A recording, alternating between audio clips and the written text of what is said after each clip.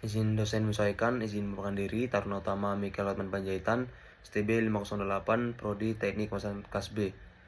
Izin pada hari ini saya akan memberikan penjelasan mengenai tentang kepemimpinan. Menurut saya pribadi, kepemimpinan merupakan seorang sosok yang dapat dicontoh, seorang panutan, dan juga seorang yang bertanggung jawab atas anggota yang dipimpinnya. Sehingga setiap keputusan yang ada pada seorang pemimpin. Nah, untuk definisi dari kepemimpinan itu sendiri merupakan kemampuan seseorang untuk memengaruhi, mengarahkan, dan menginspirasi orang lain agar bekerja sama mencapai tujuan atau visi tertentu. Dalam konteks organisasi atau kelompok, seorang pemimpin memiliki peran penting dalam memberikan arahan, motivasi, serta menciptakan lingkungan yang mendukung agar anggotanya dapat bekerja dengan efektif dan efisien.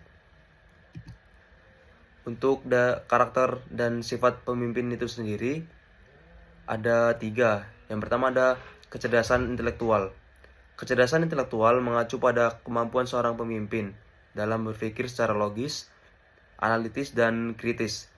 Pemimpin dengan kecerdasan intelektual mampu memecahkan masalah dengan baik, membuat keputusan yang tepat berdasarkan data dan informasi yang ada, serta memiliki visi yang jelas mengenai tujuan jangka panjang. Lalu untuk kecerdasan berikutnya ada kecerdasan emosional.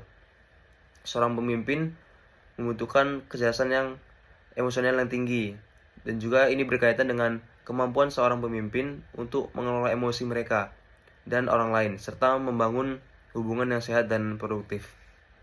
Lalu berikutnya ada kecerdasan spiritual. Untuk kecerdasan spiritual berkaitan dengan kemampuan pemimpin untuk memahami dan mengintegrasikan nilai-nilai, keyakinan, dan tujuan hidup yang lebih tinggi dalam tindakan sehari-hari.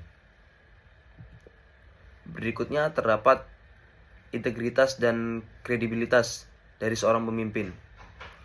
Untuk integritas itu sendiri merujuk pada kualitas moral seorang pemimpin yang meliputi konsistensi antara nilai-nilai, prinsip, dan tindakan yang diambil. Pemimpin yang memiliki integritas akan selalu bertindak dengan jujur, transparan, dan adil dalam situasi yang mudah maupun dalam situasi yang sulit. Lalu berikutnya ada kredibilitas. Kredibilitas adalah sejauh mana seorang pemimpin dianggap dapat dipercaya dan dihormati oleh orang lain, baik karena kemampuan, pengetahuan, maupun rekam jejak yang baik. Nah, untuk syarat-syarat dari seorang pemimpin, yaitu yang pertama ada komitmen. Komitmen adalah kesediaan dan keteguhan hati seorang pemimpin untuk berfokus pada tujuan dan tanggung jawab yang telah ditetapkan. Serta pemimpin berusaha keras untuk mencapainya meskipun ada tantangan atau hambatan. Lalu yang berikutnya ada kompetensi. Kompetensi merujuk pada keterampilan, pengetahuan, dan kemampuan yang dimiliki oleh seorang pemimpin untuk menjalankan tugas dan tanggung jawabnya dengan baik. Lalu yang syarat yang terakhir terdapat disiplin. Disiplin adalah kemampuan untuk mengendalikan diri dan mengikuti aturan atau prosedur yang telah ditetapkan. Nah, untuk disiplin itu sendiri ada berbagai macam, contohnya disiplin waktu, disiplin dalam berpakaian, dan juga lain-lain. Seorang pemimpin harus memberikan contoh yang baik dan harus memiliki syarat-syarat yang saya sebutkan tadi. Nah, untuk aspek-aspek seorang pemimpin, yang pertama ada aspek kepribadian.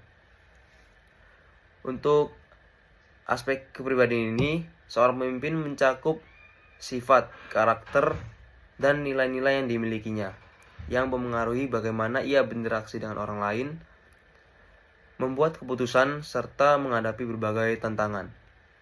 Aspek ini sangat penting karena kepribadian yang baik dapat membangun hubungan yang kuat dengan anggota tim dan menciptakan lingkungan yang positif di tempat kerja.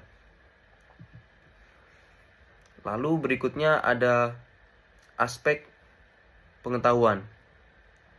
Untuk aspek pengetahuan, dalam kepemimpinan itu sendiri mengacu pada berbagai wawasan dan keterampilan yang harus dimiliki oleh seorang pemimpin agar dapat memimpin secara efektif Pengetahuan ini mencakup berbagai bidang yang mendukung, yaitu mengambil keputusan, manajemen tim, serta adaptasi terhadap perubahan dan organisasi dan lingkungan eksternal.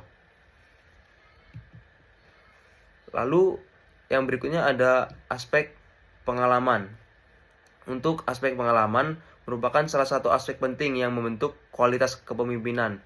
Seorang pemimpin yang berpengalaman akan memiliki wawasan yang lebih luas dalam mengelola berbagai situasi dan dapat mengantisipasi tantangan yang mungkin muncul. Berikut merupakan penjelasan mengenai tentang materi kepemimpinan. Jadi di Poltekip ini kami dibimbing, dibina untuk menjadi kader pemasyarakatan yang tentunya nantinya akan menjadi seorang pemimpin di pemasyarakatan. Sekian penjelasan dari saya. Bila ada salah kata mohon dimaafkan. Sekian, terima kasih.